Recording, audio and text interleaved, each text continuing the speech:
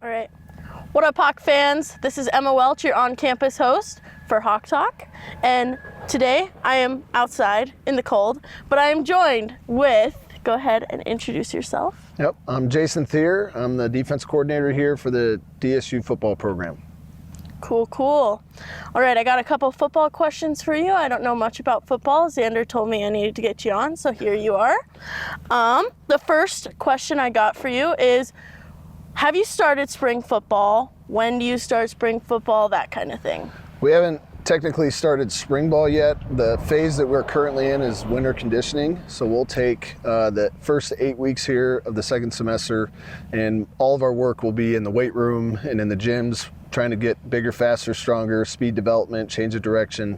And then right around spring break is when spring ball will truly kick off, and that's when we'll get outside and we'll start putting pads on and doing more technique-based things. Fun. So this is like the not so much fun part of spring ball, and then it gets fun later.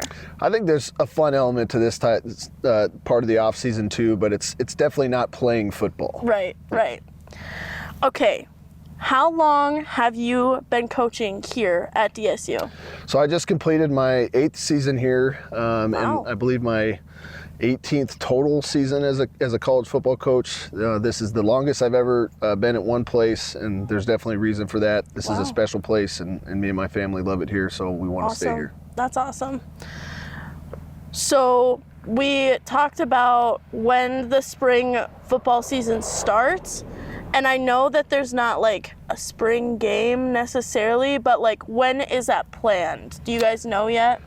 We don't have the exact date yet. It usually falls somewhere in the last 2 weeks of April. A lot of, spring football is dependent on when we can get outside. And so we try to push it back as far as we possibly can to let as much of the snow melt as possible. But usually it's going to be one of those last 2 weeks of April. And like you said, we don't do a traditional spring game where we're truly playing against each other, but we do a scrimmage. It's scripted situations to make sure we're getting the things that we want to get covered, but we're not putting anybody in positions where we could lose somebody for the upcoming season. Right.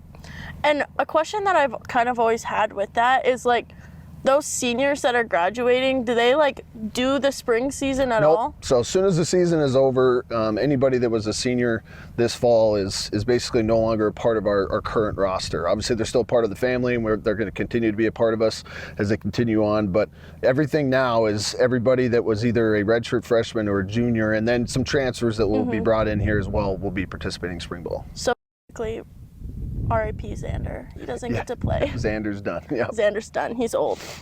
Okay, what has been your favorite memory in your 8 years here at DSU? I would say it's probably a tie between the home playoff win last year against Kansas Wesleyan. That was a pretty cool environment to be a part of, and we've been working so hard for so long to try to get a home playoff game, and so to have that for our fans and all of our supporters was pretty special. But this last year, the 100-year football game was pretty cool.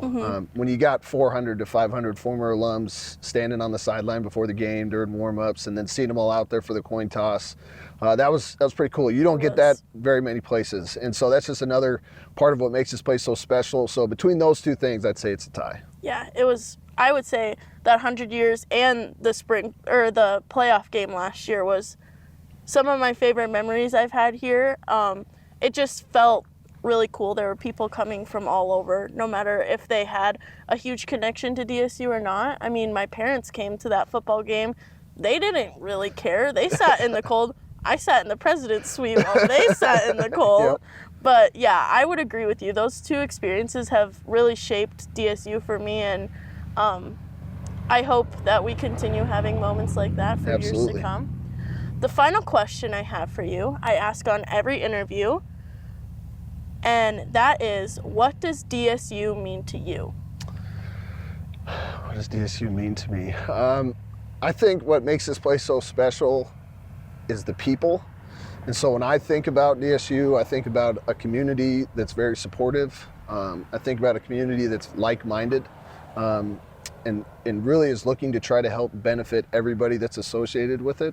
And that's how I felt ever since I've been here. I've never really thought I was going to work. I still don't feel like I'm going to work. And I feel like we're all kind of pulling the rope in the same direction.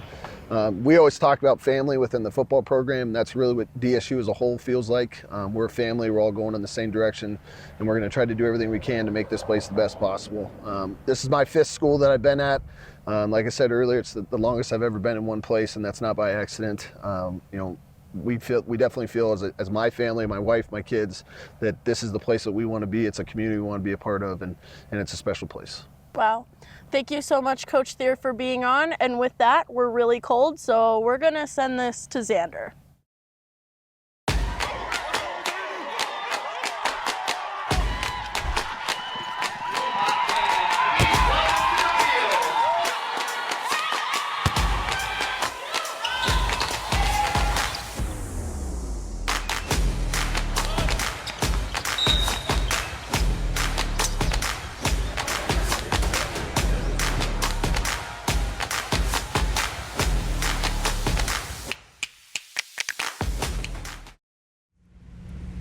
What's up, everybody? Welcome back to Hawk Talk. I'm your in-studio host, Xander Beeson.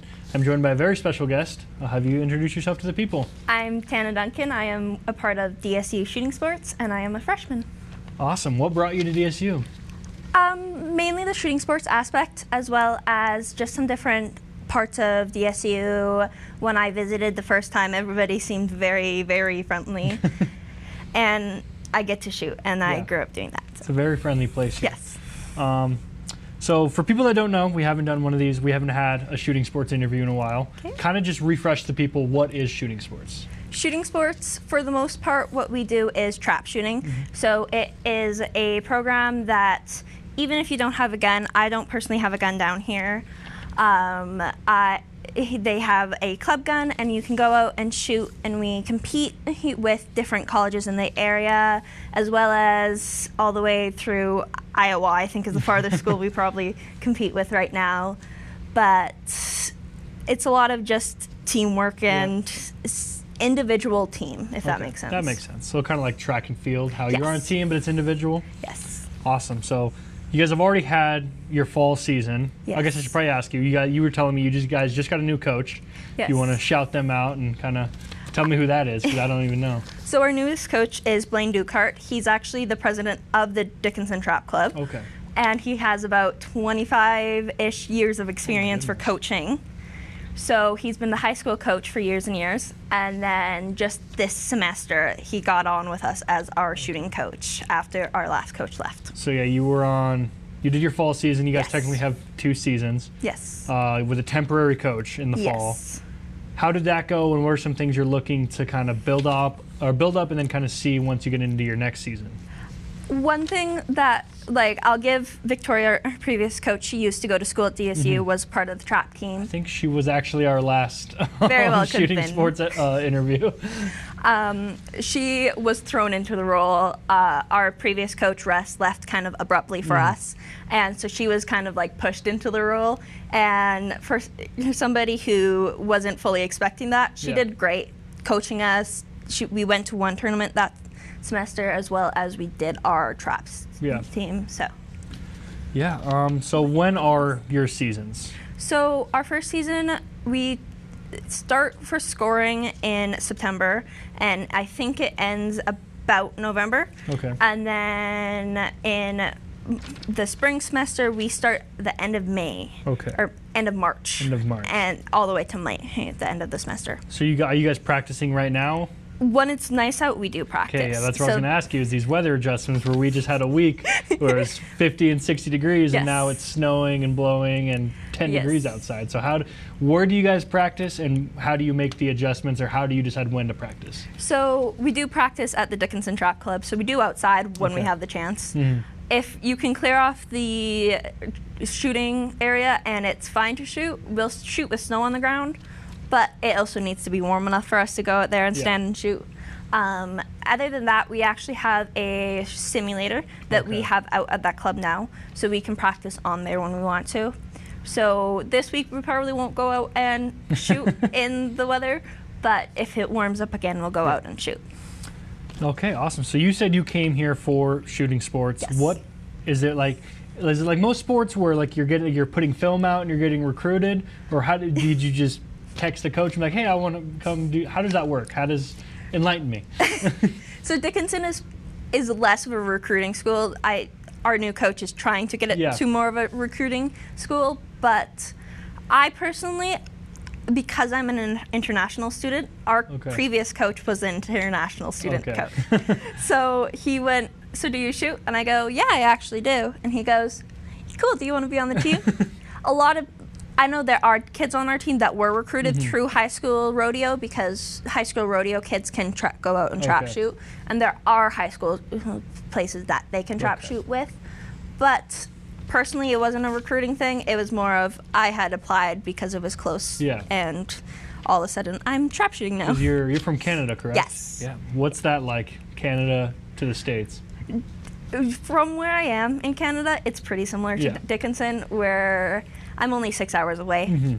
So it's pretty similar. I couldn't bring a gun across the border that I would personally shoot. And there's a few just different things like that. People also notice some days the different accents and the different ways I pronounce things, but that's about it. So what else are you doing? What else are you involved in on campus? Because I understand even though you're only 6 hours away, you're still basically a different country. Like same country, different country. North Dakota to Canada is very similar. Are you a part of anything else to kind of help smooth over that adjustment? Well, I'm part of the student ambassadors on campus as well, and then I also am a part of the Theodore Roosevelt Honors Leadership Program. Okay. So I get a lot of out and about with that part of it too. Awesome. So those are my main things I do other than shooting sports. Awesome. Last question. We ask this to everyone that comes on HawkTalk. What does DSU mean to you? It means participation, community, and being involved and being friendly. Awesome. I don't think I've ever heard the participation one. I've been doing this. This is my third year doing HawkTalk, and I've never heard someone use the word participation. But I like it. It's new. But yeah, that's everything I have for you. Good luck with your season moving forward, and we will see you guys next week. Awesome. Sweet. You did great. What's going on, HawkTalk? I'm Cash Randle, and I'm your host for Minute with Molander. This is President Scott Molander. And Mr. Molander, if you could bring one famous or highly important person to come speak at DSU, who would it be and what would you ask him? Oh, wow. So, I don't know if I could get him to come because it's not really his thing, but my wife's uncle is Mario Andretti, and he's one of the coolest dudes in the world. Yeah. I know some famous people. What's some of the one guy? You know, one of the funnest guys I ever hung around with. He's a retired NFL executive that could tell you stories. He was in charge of team. What was his title? He was in charge of going around to all the teams' headquarters. That's all he did for 365 days of the year. Really? And was engaged with NFL teams, just making sure, what is the NFL serving you? Are we doing things? How's travel? How's it visiting other stadiums? Yeah. Are they providing all the amenities?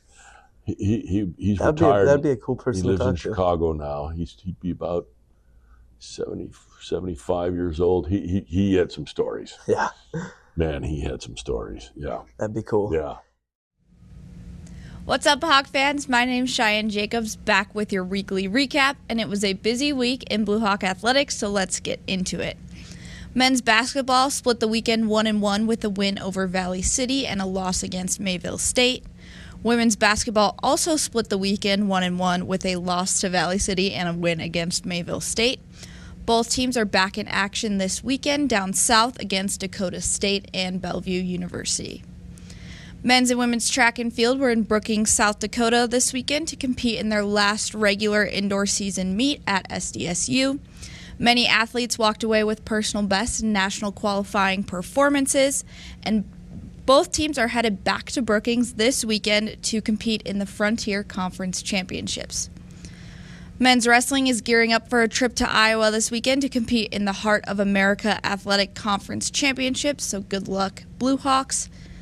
Women's wrestling went 2-0 last week, defeating Jamestown on senior night with a score of 28-14, and Bismarck State this weekend with a score of 36-8. They head east this weekend for a rematch with University of Jamestown.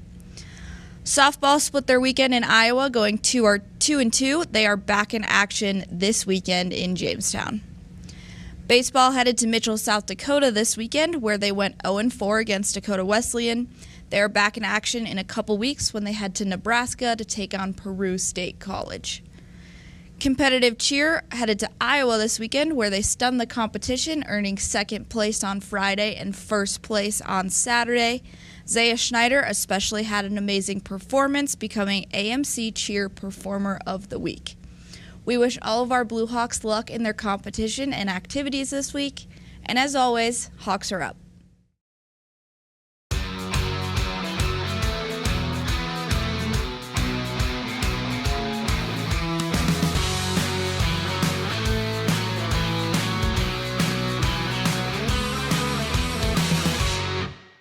Lizard.